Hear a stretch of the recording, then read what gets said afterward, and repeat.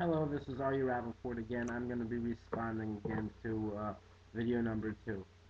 You begin with, uh, you don't know if the Palestinians have control. They don't have control. Listen, they have the right to self-determination. They have leaders. Their leaders need to represent what's in their best interest. Their leaders are not representing what's in their best interest. This is a fact. And so to say Palestinians don't know, you can't tell me to be considerate of a person who's promoting his son to blow up. You can't tell me to be nice to him. You can't. And so the Palestinians have the right to self-determination. They need leaders that will protect them and protect their interests. And what is going on right now in the Palestinian Authority, also in Hamas, also in the Palestinians, is that they are not doing what's in their best interest. And their best interest is to deal with Israel, to negotiate with Israel, not militarily, negotiably. They need to come to the table, and they need to sit down without preconceived conditions. And until they don't do that, Israel is going to continue to expand. It's going to continue to grow. And it is not you mentioned ethnic cleansing. Ethnic cleansing. What happens in Qatar when they expel 400,000 Palestinians? That's ethnic cleansing. If Israel wanted to ethnic cleanse these people, trust me, you wouldn't have 1.4 million Palestinians living that are Israelis, and you won't have 3.5 million Palestinians living in Gaza or in Ramallah. So there is no ethnic cleansing, and to raise that is just crazy, and it's not true. Equality in Israel, Arab Israelis have more rights in Israel than they have in any Arab country. They have freedom of speech, they have freedom of movement. Where you show a street where it's only for Israelis, Arabs drive that too. 1.5 they are citizens like everybody else. They could do anything, they could do anything, they could go to college, universities. They have 100% rights. Can I say that it's 100% perfect? No, it's not 100% perfect. No democracy. And I'm sure that they do deal with racial issues. Not that I would promote anything like that, but no society is 100% perfect. Israel should and will and needs to work on that. I'm a supporter. They should have freedom of rights. 1.5 million Palestinians, and they do compared to the rest of the world. They have better rights than many people. They're on the top part of rights violations. That what's going on in this planet. um, Arabs denied the right to self-determination. They have the right. They need to choose what their self-determination. Their leaders need to promote it. They need to argue it. They need to break it down. Hamas and Fatah have to come out and argue in front of everybody. This is what we believe in, and this is why. And all I would say, Arabs, Palestinians, it is not in your interest to continue blowing up, to continue trying to smuggle arms and weapons into Gaza. It's not going to help. We are not going to disappear. Not all the Jews. They're not going to just fly to America and live there. It won't happen. You must get that out of your head, and you must stop teaching your kids that. And these are facts, and Arabs and Palestinians are teaching their kids that, and famous and big scholars and rulers are arguing for this, that Jews and the Israelis should be thrown into the ocean.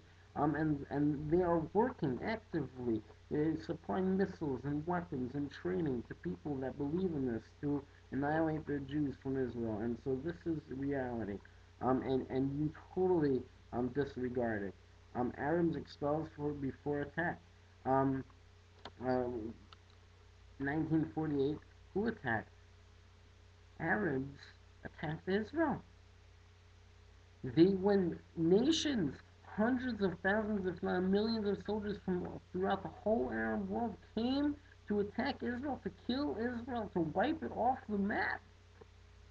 And they warned the Palestinians to get out because they're going to be cleaning Israel up. And so the Palestinians ran away. And this is history. And they came to attack Jews. So how dare you come, you lose a war because you tried to kill me, and now I conquered your land, and now you tell me that you have human rights over this land? Ashamed of you. I should have killed you when I had the chance because you tried killing me. And there were an endless amount of attacks. An endless amount of attacks. from Arabs before the state of Israel existed.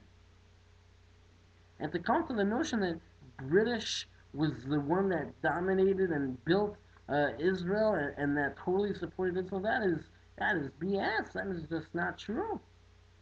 Arabs had control over large territories, and they had guns, and they had swords, and they had their equipment, and they would come and they would randomly kill Me'orot Tarpat, Me'orot Tarpa. They would come and kill random people in villages at night. And you have the Shomer Tza'ir, young people guarding to make sure that they aren't coming. And it was not friendly from British. British fought this, that the Jews should have guns, no way. And that's when Israel started building guns and doing their own system to make sure that this will not happen. Um, I'm just trying to think what else. That listen, it's the homeland of the Jewish people. And you totally disregard. I don't know why. Why don't you deal with the responsibility of the leadership of the Palestinian people? You want me to talk to Abu Hassan? He's teaching his kid to blow up, and you want me to talk to Abu Hassan? And then he has another family, and then another family. Israel as a country, we talk to the leadership. And so the truth and the matter of fact is that the Palestinian leadership on both sides, Fatah and Hamas, are not doing what's in the best interest of the Palestinian people, and that is a shame.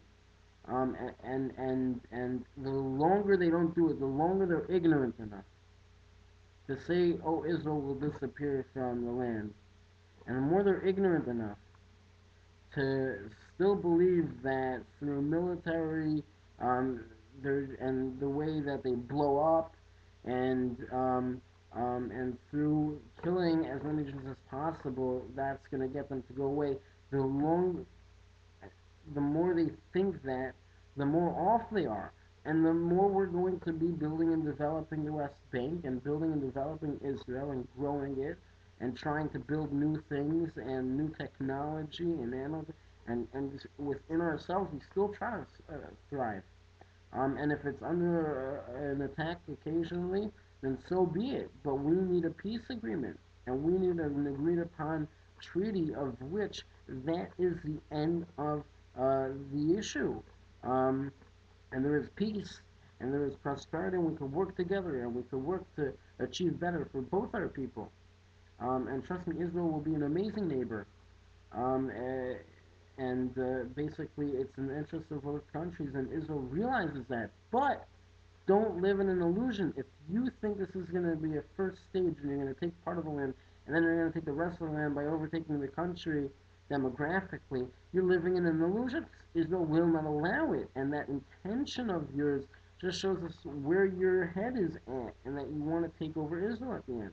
And peace will not be done in that type of an environment. So I just advise you have to be respectful to the Israeli people and knowledgeable about their history to know that they will not just disappear. They are here to stay. They will defend themselves. They have created a beautiful and prosperous state, and they lived and died for it and by it, and they will continue to live and die for it um, in the years to come.